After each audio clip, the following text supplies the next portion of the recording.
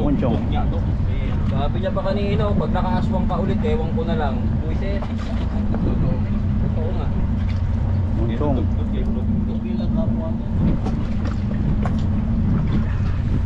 Huwag mo na i-post-post yan ha.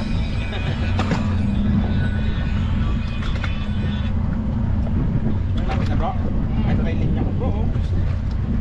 Lumitaw na yung linya mo kasi sumabit tayo na. Wow! Ang laki! Dugtog nga ba? Ang laki! Woo! Yan sanay sa'yo! Yes! Ah, nakadugtog trend.